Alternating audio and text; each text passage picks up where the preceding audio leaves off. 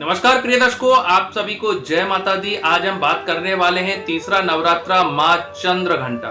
माँ का नाम चंद्र घंटा क्यों पड़ा, माँ का स्वरूप क्या है, माँ हमारी किस प्रकार रक्षा करती हैं, माता को कौन सा भोग प्रिय है और माता से हम कौन सा वरदान प्राप्त कर सकते हैं, ये सारी जानकारियां आपको बहुत आसानी से और शीघ्र से शीघ्र दी जाएंगी।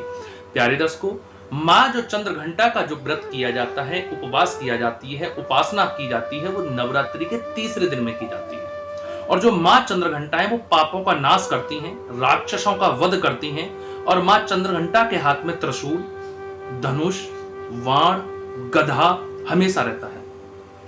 इनके माथे पर अर्ध चंद्र, आधा चंद्रमा घंटे की तरह बना होता है, इसलिए इनको चंद्र घंटा भी कहा जाता है। ये तीसरे स्वरूप में इनकी पूजा की जाती है। प्यारे दर्शकों, बहुत समय पूर्व की बात है, जब असुरों का यानी कि राक्षसों का बल बढ़ता चला जा रहा था, आतंक बढ़ता चला जा रहा था, उनको सबक सिखाने के लिए मां चंद्र घंटा यानी कि जो तीसरा स्वरूप माता ने धारण किया। महिषासुर जो राक्षस था, इंद्र देव का सिंहासन को हड़पना चाहता था। इसके लिए दैत्यों की सेना और देवताओं के बीच में युद्ध छिड़ गया और वह स्वर्ग लोक पर अपना राज यानी कि कौन, महिषासुर जो राक्षस था, स्वर्ग लोक में अपना राज्य कायम करना चाहता था। राज्य को कायम करने के लिए इंद्रदेव की गद्दी को हड़पने के लिए दैत्यों के और देवताओं के सैनिकों के बीच में युद्ध हुआ और लंबे समय तक युद्ध हुआ। देवता परेशान होने लगे। सभी देवता परेशान होकर के इकट्ठे होकर के त्रिदेवों के पास गए। त्रिदेव बोलते हैं ब्रह्मा, विष्णु, महेश को। त्रिदेव उनकी बात को सुनकर के, देवताओं की बात को सुनकर के बहुत चिंतित हुए और क्रोधित हुए। उन्होंने हल निकाला। ब्रह्मा, विष्णु और महेश के मुख से जो ऊर्जा निकली उस समय जो क्रोध में, उसी से मां चंद्र घंटा ने रूप लिया और भगवान शिव जी ने उनको त्रिशूल दे दी। भगवान शंकर जी ने उनको त्रिशूल दी, भगवान विष्णु ने उनको चक्र दिया और देवराज इंद्र ने, सूर्य देव ने तेज और तलवार उनको दी। बाकी के देवताओं ने अस्त्र और शस्त्र दिए। तब से मां देवी चंद्र घंटा की स्वरूप बना और उन्होंने राक्षसों का वध किया। तो भाव से बोलिए, मां चंद्र घंटा की जय। जंगल में मंगल करने वाली माता जी तुम्हारी सदा ही जय हो। प्यारे दर्शकों, मां का जो सरल स्वभाव होता है वो बड़ा सरल होता है, क्योंकि मां एक ममता भरा शब्द है।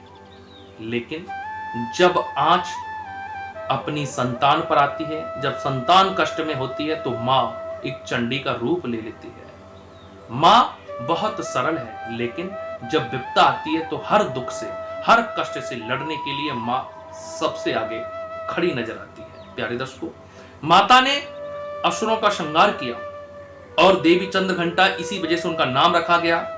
देवताओं को बचाने के लिए मां चंद्र घंटा ने महिषासुर के पास पहुंची और महिषासुर ने मां चंद्र घंटा को देखते उन पर हमला शुरू कर दिया, जिसके बाद चंद्र घंटा ने, माता देवी ने महिषासुर का संहार किया।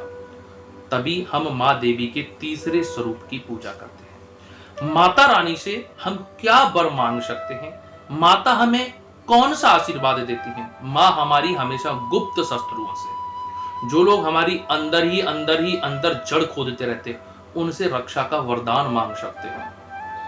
जिन लोगों को दुश्मन बहुत परेशान करते हैं, वो मां चंद्र घंटा से आशीर्वाद प्राप्त कर सकते हैं। जिन लोगों को कोर्ट कचहरी के झूठे चक्करों में फंसाया गया है, वो मां भगवती के समक्ष दंडवत प्रणाम करके, मत्था टेक करके वर प्राप्त कर सकते हैं। मां चंद्र घंटा की पूजा करते समय दूध या दूध से बनी हुई चीजों का भोग लगाना बहुत आवश्यक होता है।